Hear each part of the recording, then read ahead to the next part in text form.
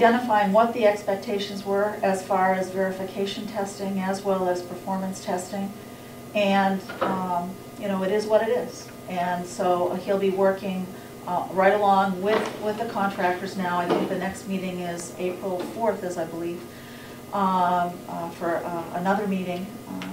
But there was a lot of concentration and a lot of discussion with all of the contractors regarding expectations of what information will be given beforehand to Bob Murray and the staff as far as education, both for Bob and then for his staff, so that it won't be at the end of the end when we were given the keys, okay, this is your facility. There should be education, and I think all of the contractors are on board with that, so that was great. You want to comment on the meeting itself? I think the meeting went well. I think everything is moving right along. We did have a master key schedule meeting. Again, that took a little time, but I think it's so important to make sure that the right people have the right access to the areas that they need to. So we went through that again, and I think it's just about ready to be finalized. I believe we will be getting some information regarding our communication system to go to the commissioners to send out an RFP very, very soon. And everything else, I think we talked about the number of workers that we have now on the site. It's over 100, which again is impressive. I think the snow has hampered a little of the progress, I mean, obviously, but I think everyone is doing well. There's sheetrocking upstairs on the second floor right now. And as far as vinyl siding, when the weather permits, they will be going around to the back. Next week they should be on the old nursing home side. Yep. So I think that again allows everyone to anticipate what the final project is going to look like. Anybody else got any reports on the minutes, January 26th, I see my name is spelled wrong. Page number 1. It's K-E-N-N-Y, so that will be K-E. What are you talking about? Where? What page? The second page. There's no E? No. Well, then it's spelled wrong in a number of places. Oh, really?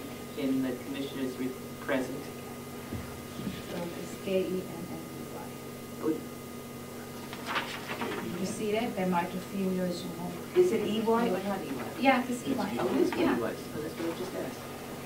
Yes, and a couple of places, I don't know if this is this one, they're calling me Usher, so I want that to be Commissioner Kent. Let's see, this one. Okay, we have a motion to approve the minutes of January 26th. Second. I'll make the motion, you second it. Any further discussion? If not, all those who support the motion say aye. Aye. Aye, so voted. Anybody else got any reports?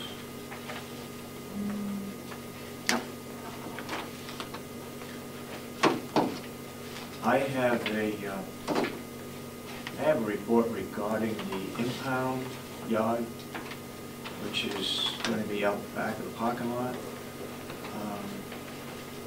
I got a preliminary plan that I dropped off at Will's office this morning for him to look at, and he'll be bringing in that plan at the end of our meeting.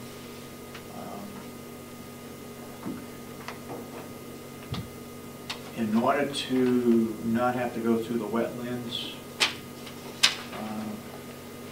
department, the driveway is going to swing around.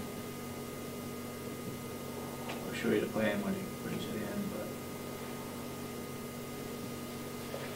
apparently there's a wetlands over here, and then there's a wetlands here all the way down through. But right there in the corner, there's no wetlands, so we don't have to go through the wetlands board. And this is all changed too. So this isn't here. And it's squared off with a sliding gate and another sliding gate down here, so that they can push snow and take snow out the back. With regard to the wetland issue, Yeah, we didn't think there was wetland over here either. I don't know. So how can we, I mean, I had no objection to that, but how can we be sure? Well, that's what they claim. Yeah. I mean, Oh, I no see. question is wetlands here. But right in between here, there's no wetlands. But there'd have to be a culvert here and a swale that brings the water around from the rest of the hill up in here. Okay? So when we figure out exactly what this is, it's 90 feet by 80 feet, 80 feet wide, 20 feet for each vehicle, 40 feet in the middle drive-through. Okay. And I've asked Will to come up with an estimate, or get an estimate, of a 8-foot chain link fence, plus the 2 gates, and see what that comes up with. Would that accommodate, since we've already had something like that, would that accommodate a boat? Yeah? And, you know, would it be big enough for that? This one here only has 17, but in the one that's redesigned that Will has, it's probably got another 8, probably 26 slots.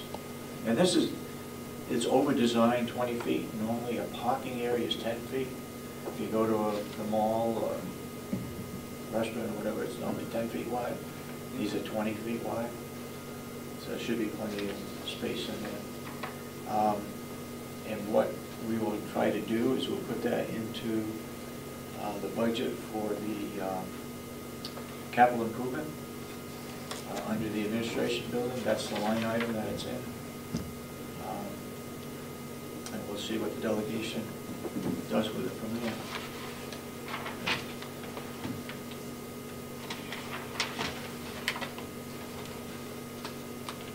We had another meeting, New Hampshire Association of Counties, and it was probably, oh, I don't know, 3/4 of an hour or so review of the right-to-know law. So even the subcommittees of the delegation, that has to be posted, minutes need to be taken, attendance, and so forth. That was pretty clear in that presentation.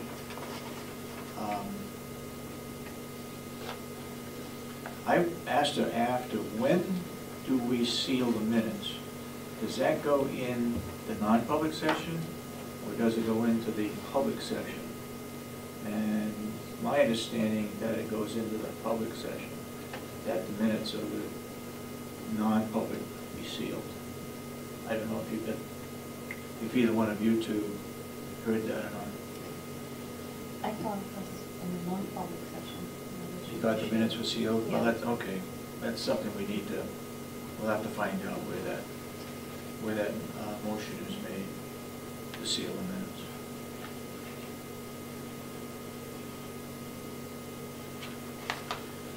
Another short report. If we took out, in our budget, if we took out the bond payment, the $2,004,844, our budget would be down 14% to be raised by taxes.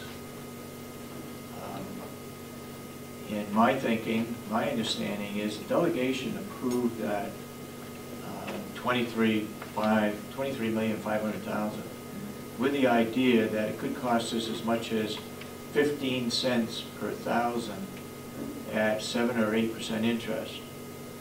Because of the market and because we did good management, we were able to get it at 3.38%, which then reduced that 15 cents per thousand down to roughly 4 cents per thousand. So if that said, our budget to be raised by taxes should be down 14% from last year, mainly due to the nursing home making up another $600,000 this year or last year, plus the remaining balance from the total budget. So I think what I'm going to do when it come delegation time, is put this information up on a chart to show them exactly where we're coming from.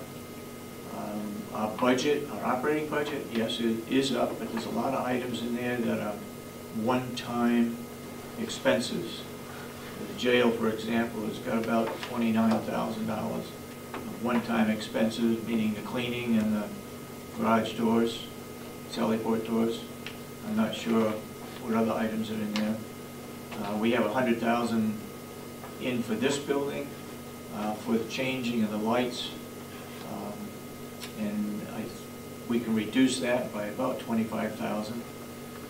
The estimates that are coming in from the companies that would change the light system over and the panels would come in somewhere around $65,000 to $75,000. So we could reduce that capital expenditure by $25,000. And some other areas that we would get into a little bit deeper, but those are some of the major items. So if we move on to the agenda, unless anybody got any other reports tonight. Sandy, Jason, I'm sorry.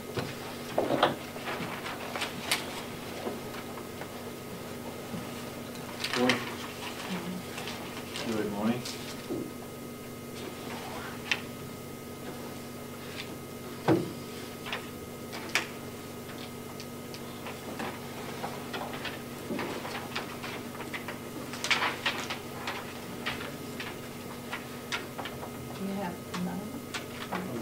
No, that's it.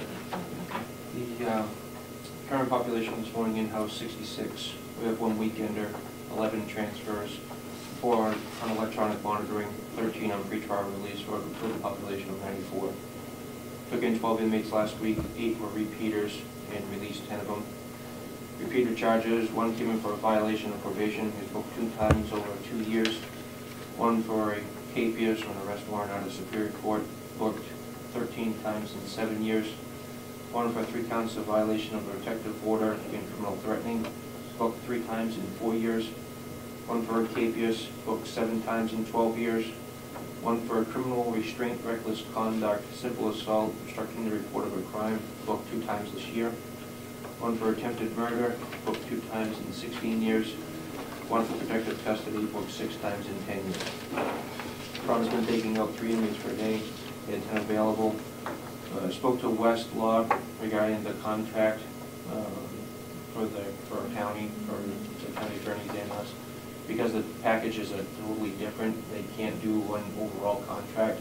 But what they will do for both us and the county attorneys is do a 0% increase for the next 3 years. And I have a copy of the contract in my email. I can print that out and bring it over for approval. So it'll save us some money for the next few years anyways.